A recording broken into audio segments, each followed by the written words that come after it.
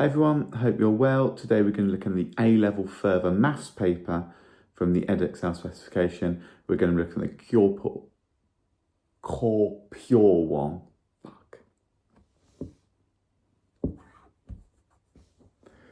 Hi everyone, hope you're well. Today we're going to be looking at the A-level further maths paper.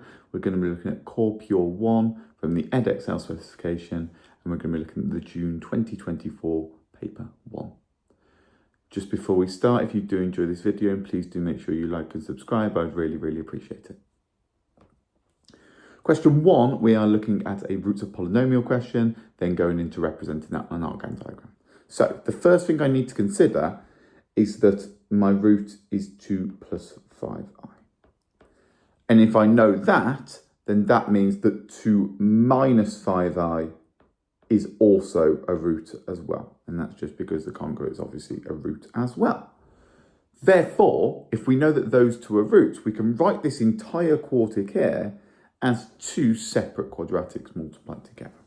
We now need to just work out what the quadratic is for this one, and then we're going to have some constants for the other quadratic, which we're then obviously going to solve. So, all I'm going to do first here is work out what this is as a quadratic. Now, remember, we've got what alpha plus beta is, which in this case is just going to be 4. And then we've got what alpha beta is, which in this case is going to be 2 squared plus 5 squared. So that's going to be 29. And therefore, we know that this entire equation, f of z, can be written in the form of z squared minus 4z, because it's minus of alpha plus beta, plus 29, and then some other quadratic that I'm going to say is pz and q. Just because I don't know those values, that's completely fine. We will find them, but we don't know them yet. From there, now what I need to consider is to actually compare the coefficients. So I know that the final, that constant term of the quadratic, is going to be 29 times by q. So I know that 29q is equal to 145. And that's because we're looking at that final term there by comparing the coefficients. Now I've compared the coefficients of that. Now I can consider, obviously, that just means that q is going to be 5 in that case. Now after that, that's fine, but now I need to compare my coefficient this time for the cubic term. And I know I need the cubic term because I've got some unknown constants for the quadratic and the singular x term. So, therefore, if I'm now looking, that's for the constant term. If I'm now looking for the z cubed term, then now all I need to consider is the expansion of that. So that's going to be p, because it's going to be that multiplied by that, minus 4, effectively. And that's going to equal the minus 6 in our equation up here. Now I've got that minus 6. Now I can then work out that p is just going to be minus 2 in that case there. And therefore, my f of z is in the form of z squared minus 4z plus 29. And now I've got z squared minus 2z plus 5 there. And now I can solve that accordingly. So, first thing I'm going to do there is then just stick that in my calculator. And then I also know that z squared minus 2z plus 5 is equal to 0. And therefore, that means z is going to be 1 plus or minus 2i. Therefore, that means my gamma term is going to be 1 plus 2i. And my delta term is going to be 1 minus 2i there. And that will be the roots to that entire equation there. For part B, we are asked to now represent this on an Argand diagram. Now, an Argand diagram, if you're unsure, has a real axis and an imaginary axis. Okay, so the x-axis is now the real axis, and the y-axis is now our imaginary axis. All I'm going to do from here is sub the points in. So our first roots I know I had was 2 plus 5i and 2 minus 5i. So I know that's going to be roughly sort of up here, and the exact same is going to be roughly down here. and that's going to be 2 minus 5, and that's just going to be 2, 5. Then I've got 1 and 2 as well, so I know that's going to be roughly there, and that one's going to be roughly there. That's the 1, 2, and that's 1 and minus 2. And that's the Argand diagram that you need to draw there.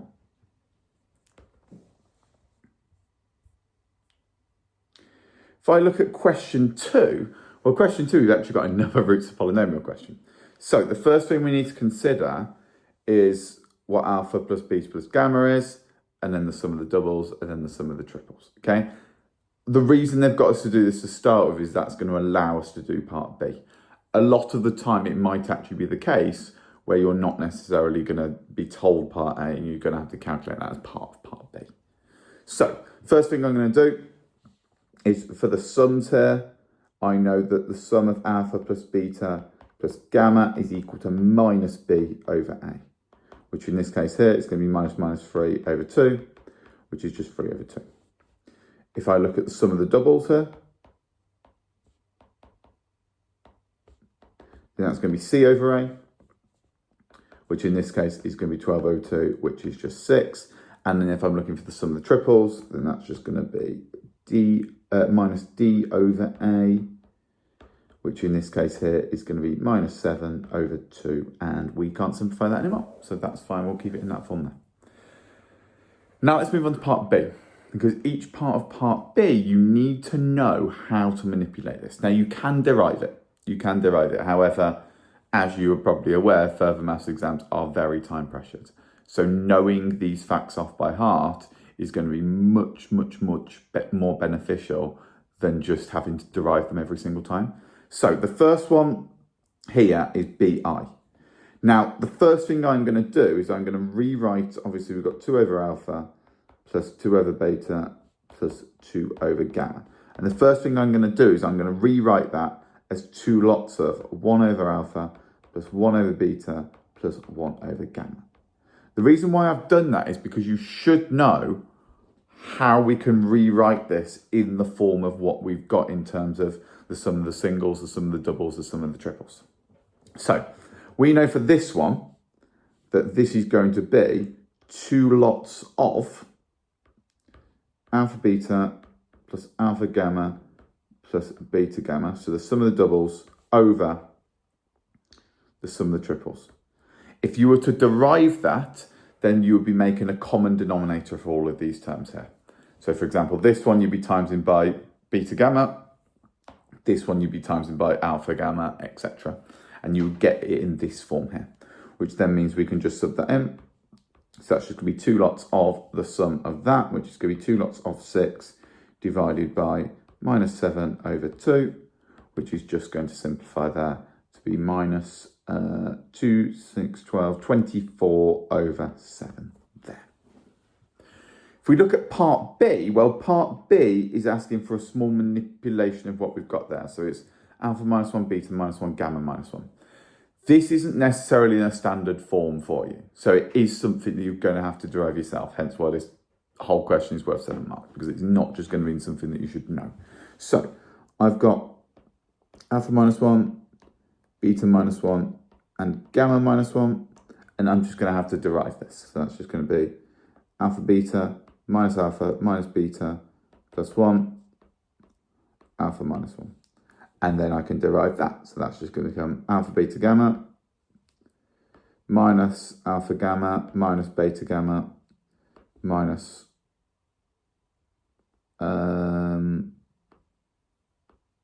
plus alpha, and then that's just going to become minus alpha beta plus alpha plus beta, and then minus 1 at the end there. From there, I can then collect those terms. So that's going to be alpha beta gamma minus alpha gamma plus beta gamma plus alpha beta plus alpha plus beta plus gamma, and then minus 1. Again, notice how I've combined all of those terms. So I've rewritten this exactly like this with the brackets around it, because that's going to be the sum of the doubles there, and I spotted that. Same there, I've written it with brackets around it, because that's going to be the sum of the singles there.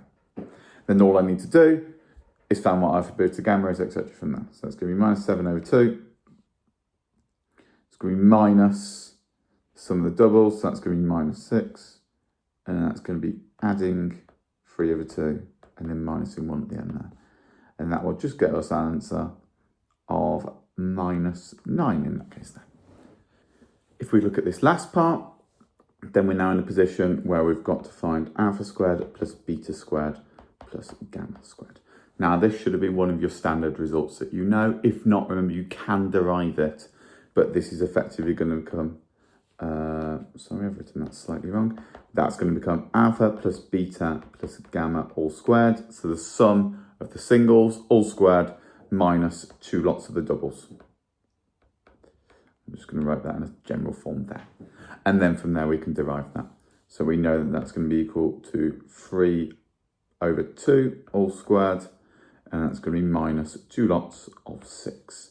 So that means that my answer for that is just going to become minus 39 over 4 there. And that's the whole of that question there. If we look at question 3, we've now got a polar coordinates question. And the first thing we're asked to find is we're asked to determine the value of A. Now, we know that the maximum distance for R is going to occur when sine 3 theta is equal to minus 1. Okay? And we know when it's equal to minus 1 because we're looking at the minus A sine 3 theta. So that's equal to minus 1. That means the maximum will just be 4 plus A. So in this case here, if we know the maximum is 4 plus A, that just means that if the whole thing's 6 and the shortest distance is 0.5, 6 minus 0.5 is 5.5. Therefore, we know that the maximum value R is 5.5. So we know 5.5 is going to be equal to 4 plus A. Multiplied, well, technically 4 minus A times by minus 1, which is then equal to 4 plus A. And therefore, we can say that A is just going to be 1.5 there. Part B, we're now asked to use algebraic integration, and we want to find the exact area of T. Now, the first thing we need to consider is we need to consider integrating this in the polar form. So, all I'm going to do is I know that this is going to be, the area is going to be the integral, half of the integral, of between 2 pi and 0 of R squared, d theta. Now in this case here, we know that that R squared is going to be 4 minus 1.5 sine 3 theta, all squared d theta. And the first thing I'm going to do is I'm going to expand those brackets. So I'm just going to expand them. So it's going to be half, haven't integrated yet, still just expanding. So that's going to be 16 minus 12 sine 3 theta. And then that's going to be plus 2.25 sine squared 3 theta. And then from there, remember, in order to integrate trig to a power, I've got to use either De Moivre or the trig identity, or in this case, because it's just a squared, I can just use the double angle formula. So that's just going to become half, again, between 2 pi and 0, 16 minus 12 sine 3 theta, plus 2.25 lots of 1 minus cos of 6 theta, because that's double the 3 theta, all over 2. And then from there, expand, etc., and now be in a form where I can integrate it. So that's just going to become 2.25, and that's going to just become the integral between 2 pi and 0 of 137 over 8 minus 12 sine 3 theta, that doesn't change, and then that's going to be minus 9 over 8 cos 6 theta. And now we're in a position that we can now integrate it with respect to theta. So the integrand is just going to become 137 over 8 theta. Of course, that's going to become 4 cos 3 theta. And that's going to be minus 3 over 16 sine 6 theta there. Once we've done that, we know that's between 2 pi and 0, then we just need to substitute in those values. Now, you hopefully should be aware that 2 pi and 0 is going to produce the same value for both the trig functions because they repeat every 2 pi, they repeat every 360 degrees. Therefore, they are essentially going to self-eliminate, and we're just going to leave with 1/7 pi over 8, just there, like that. And then from there, then what we can consider, that's a half of the whole thing, which 2 pi is then going from 137 pi over 8. And then all we need to consider then is we've essentially found this area here of this sort of, almost like a fidget spinner shape there. We then want to find the outside area. So we've got to do the area of that entire circle minus the area we've found. So that just means that the area, was it shaded? Yeah, the area T is going to be the area of the circle minus the area of the integral that we just found there. So the area of the circle is just going to be pi times 6 squared because it's just a radius of that. And we're going to minus the 137 over 8 pi. And that is going to give us 151 over 8 pi for my answer there. For looking at question 4, we have got a complex numbers question, in particular a year 2 complex numbers question. So the first thing we're asked to prove is that z to the power of n plus 1 over z to the n or z to the minus n is equal to 2 cos n theta. So just proving that we can use that identity. Now, the first thing to consider is sort of what I've said there, and the fact that we need to consider that this is the same as z to the n plus z to the minus n. And if z is equal to e to the I n theta, so z is equal to e to the I theta, and therefore z to the power of n is going to be e to the I n theta, then therefore we can rewrite that in a slightly different form, this time going from our exponential form and put it into trigonometric functions. So that is just going to become cos of n theta plus I sine of n theta. So this just represents this term here, and then this term here is going to be represented by cos n theta minus n theta, plus I sine of minus n theta there. And that's obviously just representative of that term there. From there, now we've got to use the fact that we know that sine of minus theta is equal to sine theta. And we know that, sine of minus theta is equal to minus sine theta. And we know that purely because of the trig graphs. And we know that if we get a value of that there, then the negative value is going to be the exact same for those points there. And we also know, again, because of the symmetry of the graphs, that cos minus theta is equal to cos theta. Again, if we've got a value for cos here, it's going to produce the exact same value either side because it's symmetric about that axis. So from there, now we can just rewrite that as cos n theta plus I sine n theta. That just stays how it is. But then that still becomes cos n theta. It's just now this becomes minus I sine n theta because of this rule here. And therefore they cancel, and we're just left with 2 cos n theta as we've asked to prove there. So that is equal to the right-hand side. And that would be our answer for that first part. A second part, we've now got to binomially expand this in the form of 2 cos n theta using the identity we've just used there. So, all I'm going to do is this. I know I'm doing z plus 1 over z to the 5. And from part A, I know that I can use 2 cos theta to the power of 5 instead. So I know that I'm now expanding 32 cos the 5 theta. And that's going to be equal to my expansion of this. So that's going to be z to the 5 plus 5z to the 4, 1 over z, plus 10z to the 3, plus 1 over z squared, plus 10z to the 2, 1 over z cubed, plus 5z over 1 over z to the 4. And then finally, we have got z, 1 over z to the 5, effectively. Now, the more you do of these, the better you'll be at sort of skipping lines almost. So, for example, by the time your exams come, you hopefully should be in the position where you can write it straight in this form straight away. Okay? And sort of eliminate having to write this out fully and instead noticing that it's actually just going to become this here. That's going to be 5, 1 over z cubed, and that's going to be 1 over z to the 5 there.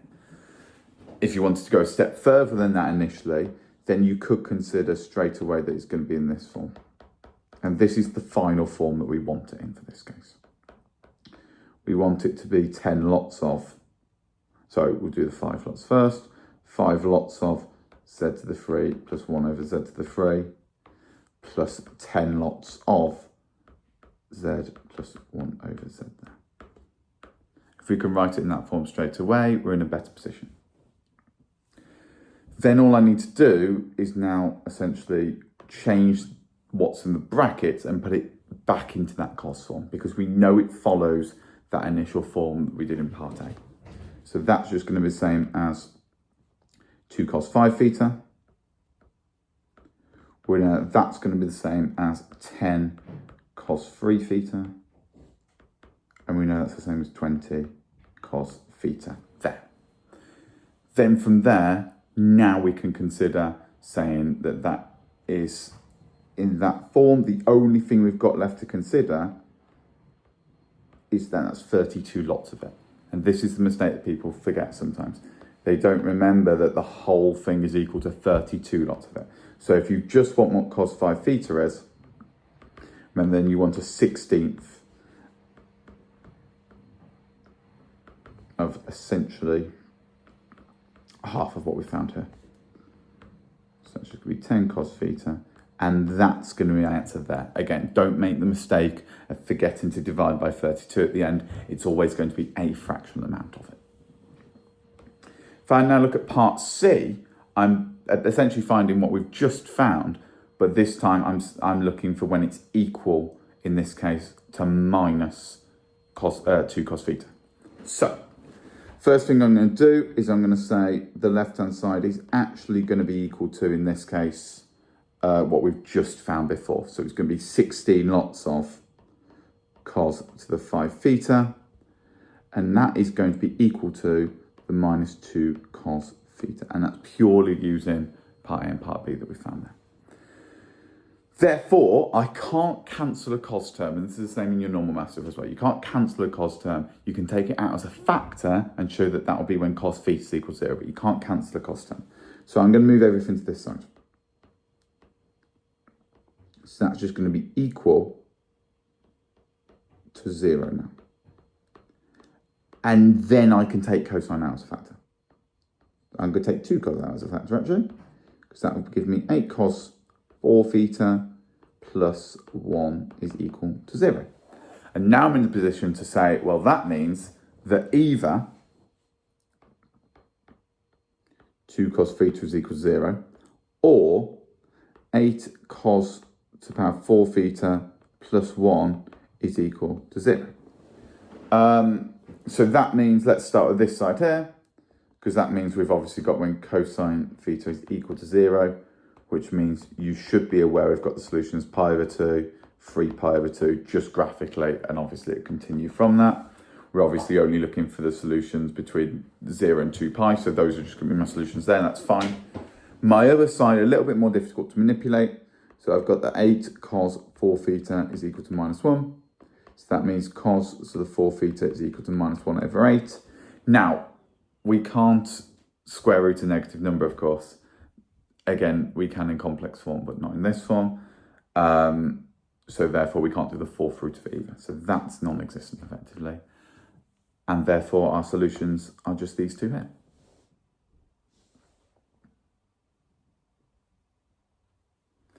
If we look at question 5, we've got our first differential equation question in the paper. This is the first order differential equation question. So we've got it in the form where we've got t plus 2 dv by dt plus 3v is equal to some constant at the end. The first thing we've got to do is we can't have a coefficient in front of the dv by dt. So the first thing I'm going to do is I'm going to divide by t plus 2 and keep that as a product.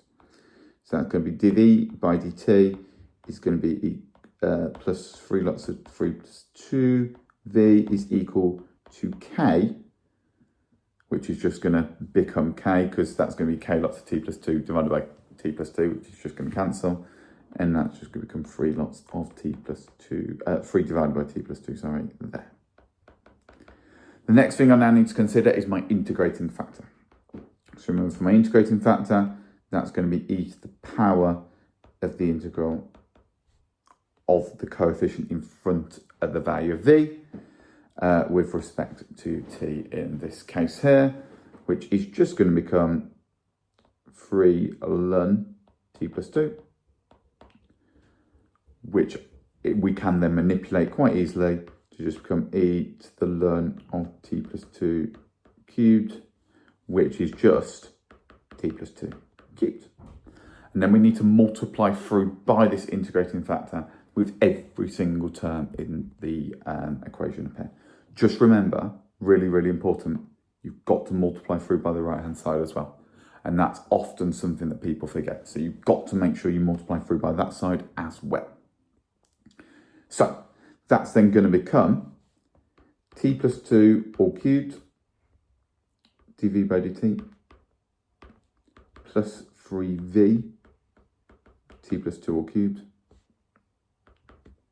is equal to k t plus 2 all cubed minus 3 lots of t plus 2 squared.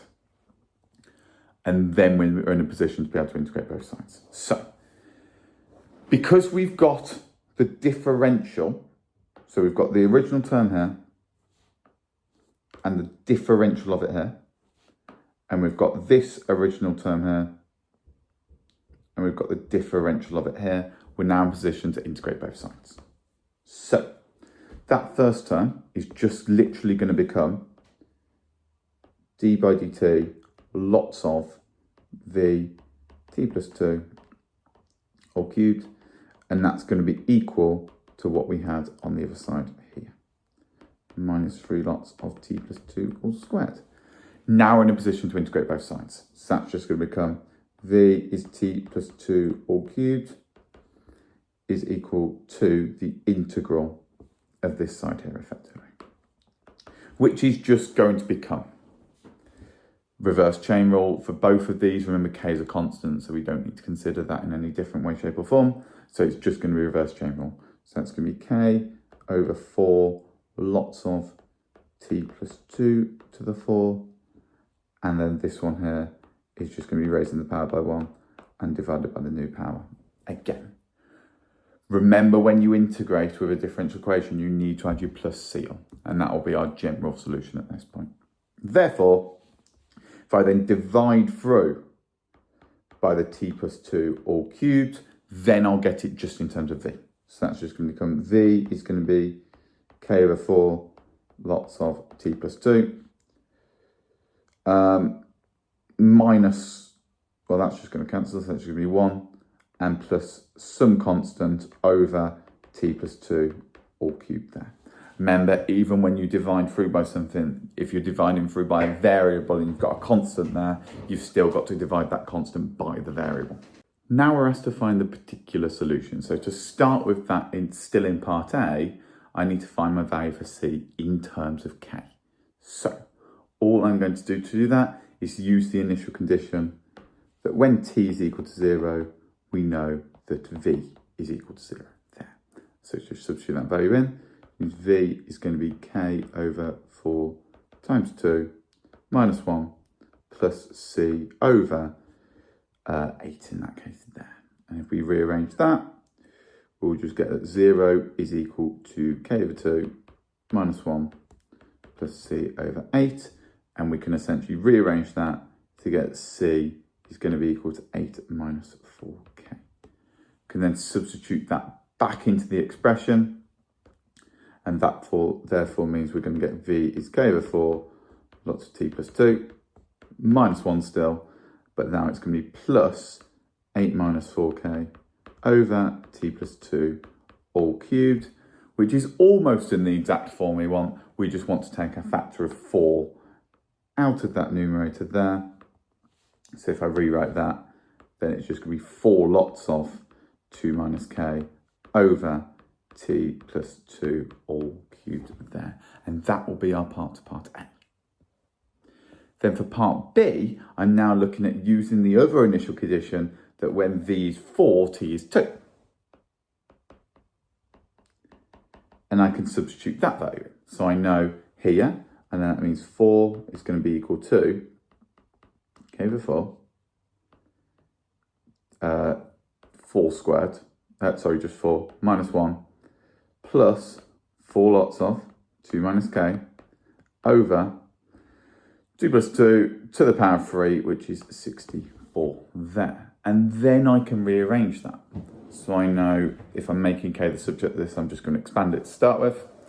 So they cancel really nicely. So we'll get 4 is equal to k minus 1 plus 8 over 64, which is an eighth, minus 4 over 64, which is a 16th of k. And then we just rearrange a linear equation. So everything with k on one side, everything else on the other side. And we end up eventually that k is going to be equal to 5.2. And now we can substitute that into our equation. And now we've got the particular solution to that entire equation there. So that's just going to become now v is equal to 5.2 over 4 plus t plus 2 minus 1 plus 4 lots of 2 minus 5.2, which is going to become minus 3.2 over, in this case, t plus 2 all cubed there. Then what we're looking to do is we're now looking for the value when t is equal to 5. So when t is 5, we're just going to substitute that into the equation. So it's just going to be, in this case here, v is going to be 5.2 over 4 lots of 7 minus 1 plus 4 times, that's 4 times minus 3.2 over 7 cubed in this case here. And sticking that in your calculator, that's going to get you that v is going to be 8.06 meters per second to the minus 1. And that is going to be to 3 significant figures, of course. If we look at part C is then asking us to comment on the validity of the model for very large values of n. As we know, as it begins to increase, we need to consider what happens to each term. So, first of all, let's consider our model here. As t tends towards infinity, this term here is just going to tend towards 0, because as t gets bigger and bigger, the denominator is going to get larger and larger and larger, and we've got a constant over the denominator, which means it's just going to tend towards 0 there. This term here, that's just going to stay as 1. That's not going to change depending on the value of t. It's just constant. This term here, however, as t tends towards infinity, that term is going to tend towards infinity. And if we've got one thing tending towards infinity and we're adding it to something that's tending towards 0, that means the whole function is tending towards infinity. So effectively all we need to say here is the model suggests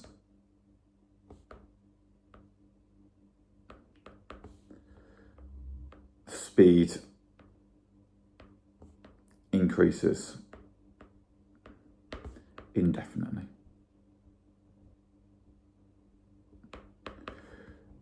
Therefore, that is unrealistic. And that'll be a perfectly valid solution to that last part there. If we look at question 6, we are using a proof by induction. Now, really, really important in proof by induction that you follow all the steps perfectly and your conclusion is really, really precise as well.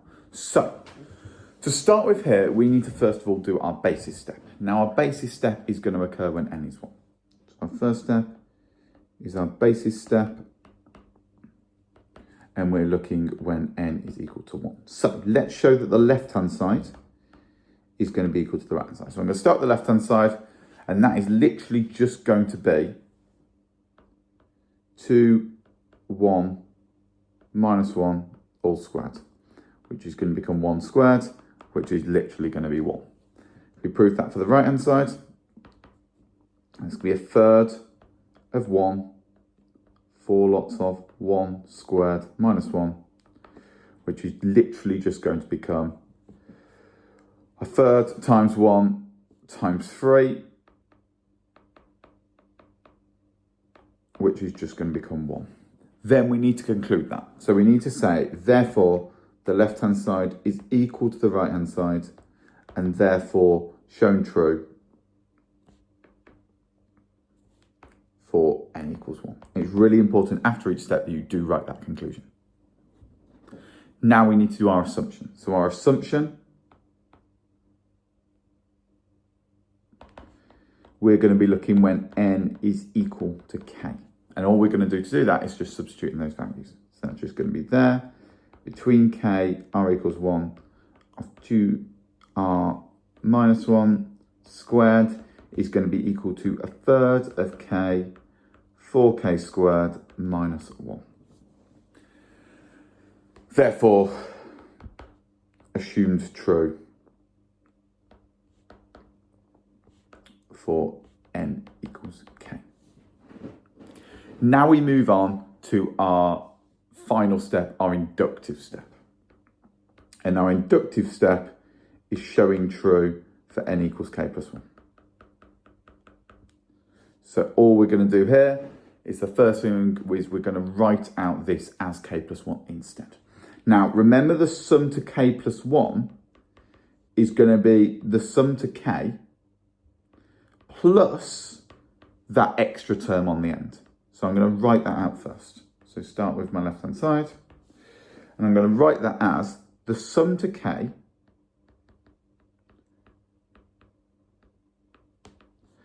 plus that k plus 1th term. Okay? From there, that is literally just going to become, if I continue from where I was before, that's still just going to be the sum to k, r equals 1 of 2r minus 1 all squared. We're going to obviously use our assumptive step in a minute for that. And then we're going to add on our k plus 1th term. So in that case, it's going to be 2k plus 1 minus 1 all squared there. Sorry, that's the wrong side of the bracket. 2k plus 1 minus 1 all squared. There we go. Now I can use my assumptive step. So by assumption, we know that the sum of k, r equals 1, 2r minus 1 all squared follows our assumption. So it follows this information here. So it's going to be a third of k, 4k minus 1 all squared. So then we can just use that information that we've got there. Sorry, that's not 4, it's 4k squared minus 1. So therefore, that is going to be the same as a third of k, 4k squared minus 1, plus 2 lots of k plus 1 minus 1 all squared. The first thing I'm going to do here is I'm going to manipulate that bracket slightly, and I'm going to put it in a form where I can now expand. So that's just still going to keep this part here. But if I can now get this in a form where I can expand it, I'm definitely onto a winner. So that's just going to become 2k plus 2 minus 1, so 2k plus 1 all squared. Now, I have spotted a difference of 2 squares here, and this is going to help me quite a lot because it means I can take that out as a factor. So I'm going to rewrite this as 2k plus 1, 2k minus 1. And that's 2k plus 1 all squared. So therefore, I can take out a factor of 2k plus 1 out of both terms, and I won't have to then factorise anything to a polynomial degree higher. So that's just going to become 2k plus 1, lots of a third of k, 2k minus 1, plus 2k plus 1 there. And actually what I can now do is I can simplify what's in that bracket to make it a lot nicer. I'm going to keep the third on the outside, so I'm going to take a third out as a factor as well. The reason I take a third out is because I'm referring to my final answer. So I'm going to take a third out as a factor first. 2k plus 1. Lots of k, 2k minus 1, plus 6k plus 3. And then I can now expand that sort of term in the square brackets there. So that's just going to be a third. 2k plus 1. Lots of this. So that's going to become 2k squared minus k plus 6k. So 2k squared plus 5k plus 3. Which I should then be able to factorise. So if I can factorise that, then that's going to be in the form of 2k plus 1, and that's going to be multiplied by 2k plus 3 and k plus 1. Then all I need to do is show that's in the exact form I'm looking for there. So from there, all I'm then going to do is I know that I need to take k plus 1 out as a factor because I know that my original term had an n there, and if n is k plus 1, then I need a k plus 1 there. So I'm just going to expand the other two terms. So I'm going to keep k plus 1 to the side. So still a third, keep k plus 1 to the side, and then I'm going to expand these other two terms. So this 2k plus 3 and this 2k plus 1. So from there, all I then need to do is expand those two terms. So that's just going to become 4k squared plus 2k plus 6k, so that's going to be plus 8k, and then plus 3. And I can rewrite that in the form that I want in my final answer, because I know I can rewrite that as 4 lots of k plus 1 all squared minus 1, just like that. That's in the exact form that I want my final answer in, because you can see that I was trying to get it in the form of 4n squared minus 1. And if n is equal to k plus 1, that relates really well, and that relates really well. And therefore, I can now conclude. The conclusion's potentially the most important part, because you need to make sure you include all the elements. Therefore, which is equal, sorry, just state that it's equal to the right-hand side. And they said the left-hand side is equal to the right-hand side. Therefore, shown true for n equals k plus 1. And now I'm in position to write that full conclusion. So, therefore, assuming true for n equals k, and shown true for n equals 1 and n equals k plus 1, true for, and then we just need to make sure we write our stated domain, which in this case here is all positive integers. So that conclusion, you need to make sure you include that you've used the assumption, the fact that you've shown it's true for n equals k plus 1, and you've shown it's true for n equals 1, and therefore you can prove it's true for all positive integers, whatever that domain is for that final part. And that's the answer to that one there. Question 7, we've got a vectors question. Now, from my experience of tutoring, I think it's much more beneficial and people prefer when I put it in terms of a column form instead of ij and k components. So here I am going to be putting it in terms of a column form instead. If you prefer it in terms of ij, k components, please just leave a comment. I can redo this question in terms of that instead. So, first thing I'm going to do is I can consider the vector that I've got there. And I want to show it's perpendicular. If it's perpendicular, then that means the dot product of it with the two vectors inside the plane are going to be equal to 0, because it's got to be perpendicular to both of them. Therefore, let's just state that to start with actually. So 3 minus 10 minus 1 is perpendicular. Therefore, that means that 3 minus 10 minus 1 dotted with our first direction vector, which in this case here is just going to be the 2i plus j minus 4k. That's plus 1 and then minus 4. So if we dot that, that's just going to be 6 minus 10 plus 4, which is equal to 0. We've proved it for that one. And then I'm just going to do it for my other direction as well. So dot it with this other vector, which is going to be 6, 1, and 8. And that's going to get me 18 minus 10 minus 8, which is also equal to 0 there. Only 2 marks. Part B, I'm now trying to determine the Cartesian equation in that form.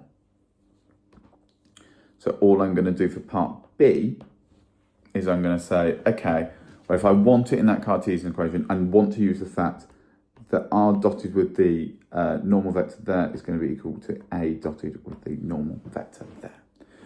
R is just a general point, so I'm just going to call that x, y, z. And I'm going to dot that with my normal, which is going to be 3 minus 10 minus 1. The reason I know that that is my normal is because it's perpendicular to both of the direction vectors. Therefore, if it's normal to it, then it's got to be perpendicular. And if it's perpendicular to both of them, then it's a normal. So from there, I know my point A is just going to be 1 minus 2, 3. And I'm going to dot that with 3 minus 10 minus 1. And that's just going to get me, that dot product is going to be 3 plus 20 minus 3. So that's just going to be equal to 20. And therefore, I've got it in the form where I've got 3x minus 10y minus z is equal to 20. And that's it in a Cartesian form in terms of x, y, and z components.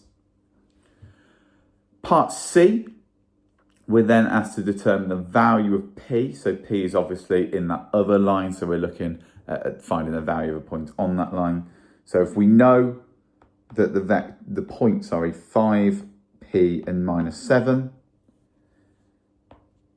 lies on the plane, then we can work out by subbing it into that Cartesian form the value of p quite easily. So that's just going to be 3 lots of 5 minus 10 lots of p minus 7z equal to, minus 7 minus 7, is equal to 20. And then we can just rearrange to find that p is just going to be a fifth in this case here. Finally, part D. So if I'm looking for part D has now asked me to determine the acute angle between the line that we've got and the plane.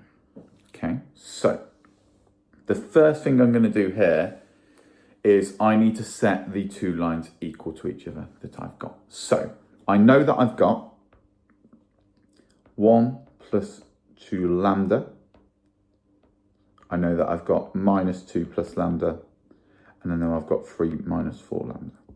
And I know that that is equal to this first line here, effectively. If I now look at the second line, which I'm setting that equal to, then I know that's going to be 5 plus 6 mu. That's going to be a fifth now, because we've just calculated that value plus mu. And that's going to be minus 7 plus 8 mu there. Again, I've used a different letter because it's a different line, which means it could potentially be a different scalar multiple. If you use the same scalar multiple, then you've got to, when you set that value to something, or you show that that value is something, you won't have a different value for both of them, which obviously can't occur in that case there.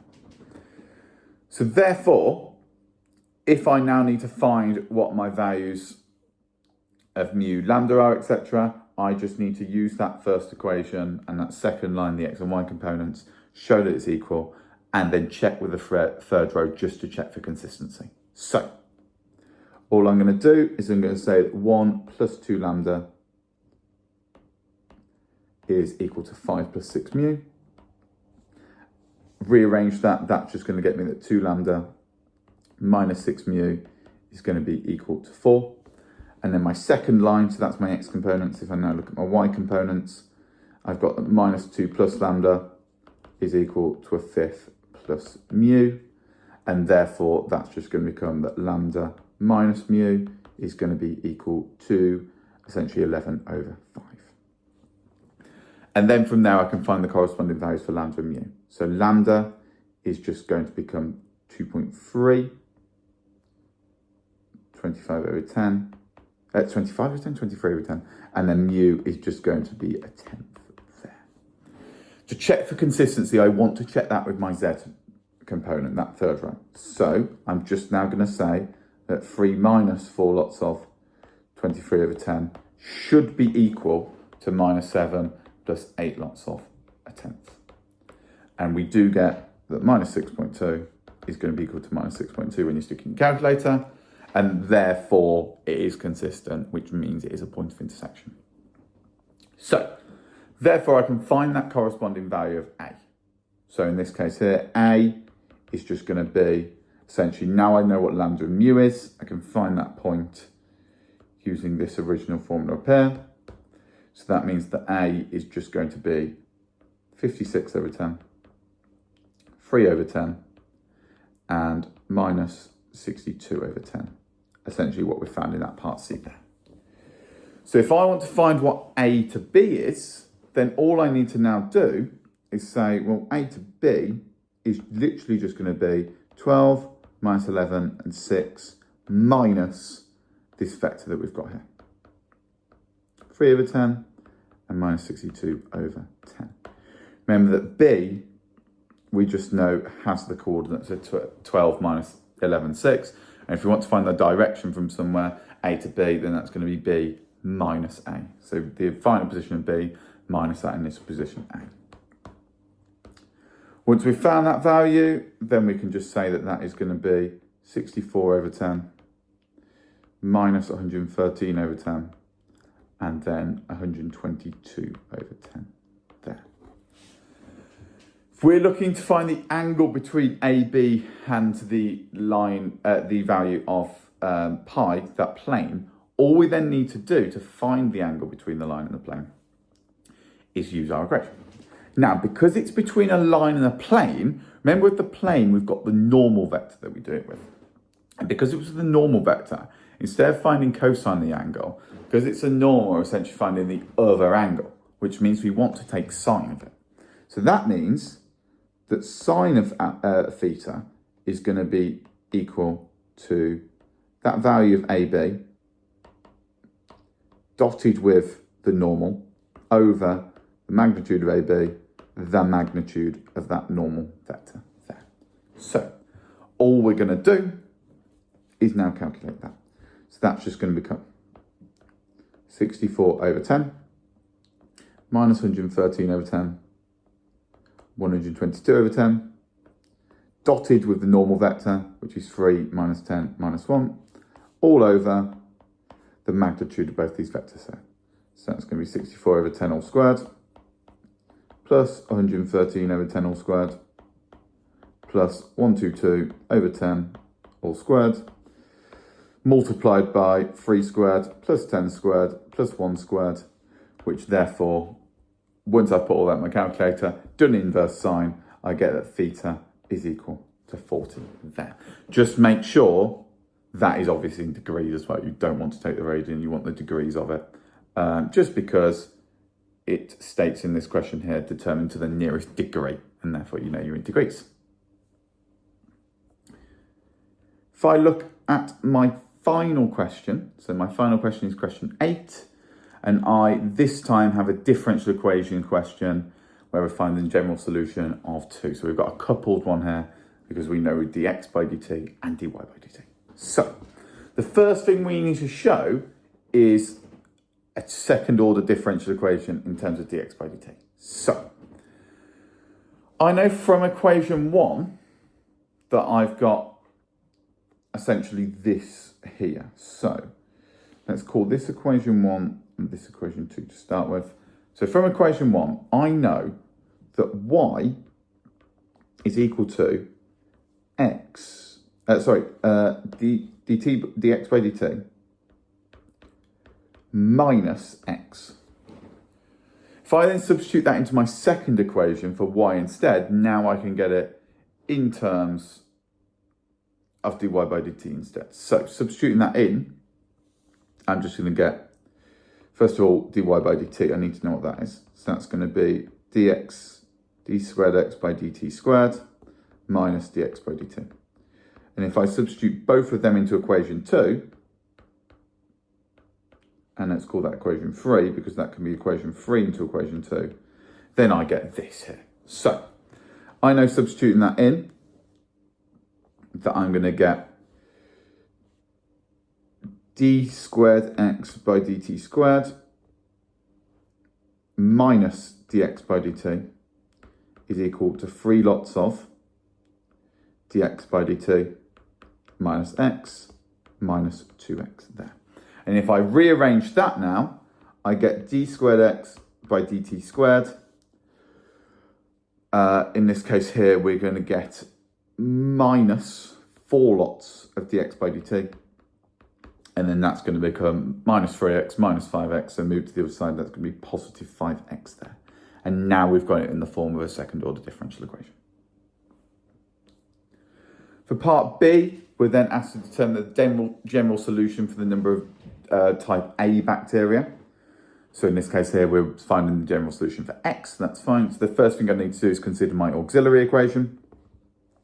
So in this case here, my auxiliary equation is going to be m squared minus 4m plus 5, just because we're referring to this model down here. Then from there, I can say that that means m is going to be equal to 2 plus or minus I. And therefore, my general solution is just literally going to be that x is going to be e to the power of 2t. Okay, think about your general form of those general solutions. That's going to be a cos t, just because it's 1i, so it's just going to be cos t, that's fine, plus b sine t there. And with that, we know it's in that form because we've got imaginary roots to our auxiliary equation there. Therefore, we're going to have cosines and sines involved. So the real component is the exponent, and the imaginary component is the coefficient in front of the value of t. Fine, now think about part C. Part C, I'm now asked to find the general solution of the type B bacteria. So I'm going to have to go back to what I originally did before. Now, I know that y is equal to dx by dt minus x. And that was equation 1, I believe. Yeah, so that was equation 1. We worked that one out before. So if I find what dx by dt is of this equation here, again in a general form, but that's fine. But if I find what dx by dt is in that general form, so keep the first the same, differentiate the second, keep the second the same, differentiate the first. So I get keep the first the same, differentiate the second, minus a sine t plus b cos t, plus keep the second the same, differentiate the first, plus b sine t there. Then I can substitute that and that into that expression to get the equation this time in terms of y instead. So that just means y is going to be e to the 2t minus a sine t plus b cos t plus 2e to the 2t a cos t plus b sine t. And then I've got to minus e to the 2t lots of a cos t plus b sine t.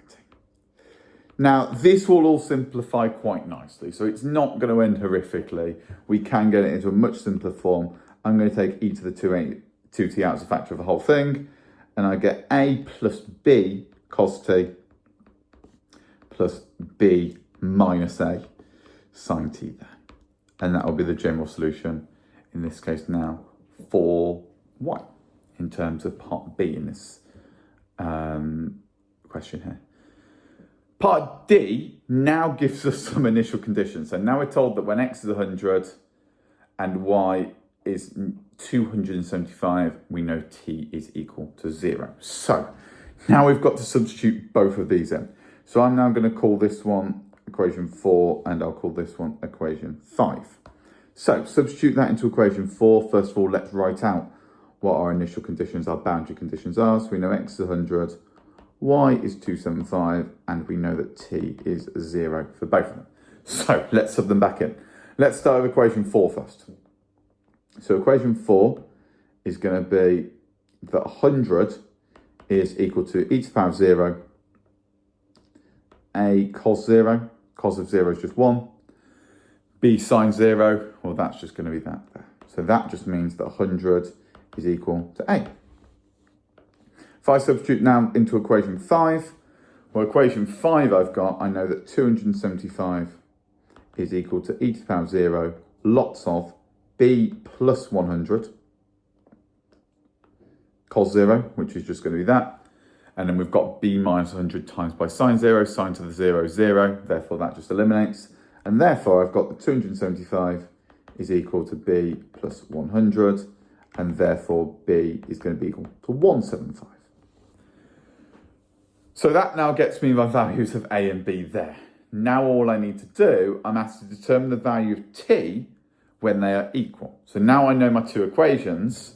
First of all, I'm just going to write out equation 4 in terms of that and equation 5 in terms of that respectively. So in this case here, I know that x is going to be e to the power of 2t in this case, and now it's going to become 100 cos t plus 175 sine t. And that second equation, which is obviously a little bit of a nightmare, we now know that y is equal to e to the power of 2t still. But this time, we know that that's going to be a plus b cos t, which means that's going to be 275 cos t. And we know that that is b minus a. So we know that's going to be 75 sine t. Now we're looking for where they're equal to each other. So, in order for them to be equal to each other, that just means I've got e to the 2t, 100 cos plus 175 sine is equal to e to the power 2t, 275 cos plus 75 sine. If I know those values, then I can now take that as a factor. Essentially, technically what I want to do is I want to bring everything to one side, set it equal to 0, take things out as factors. So, I know if I move everything to one side here, that I've got e to the 2t, and I'm essentially going to get that 175 cos t minus 100 sine t is equal to 0. If I know that's equal to 0, then I can say either e to the power of 2t can equal 0, which we know it can't, or then I can say, well, that means 175 cos t must equal 100 sine t. If I rearrange that, I get that tan t is 7 over 4, and therefore I can then find my value in terms of t as 1.05. We know that t is in hours, so therefore we're looking at it just being, so if t is in hours, we know that that's just going to be 24 times that 1.05, which finally means my answer is going to be 25.24 hours there to that question. And that brings us to the end of that paper. If you did find this useful, please make sure you like and subscribe. I'd really, really appreciate it. As I said with the vectors question 7, I believe it was, if you would like to see that in I, J and K component form, if you do find that easier, please let me know and I'll rewrite that solution. Thank you very much, and I'll see you on the next one.